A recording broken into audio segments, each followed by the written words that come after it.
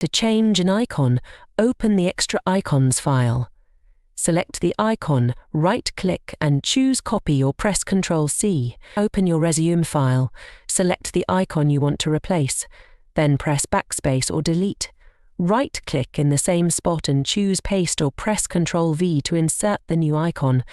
To position it, right-click on the new icon, click the three dots, and select Fix Position on Page from the Position section. Adjust the X and Y values to position the icon. I'll show you another example.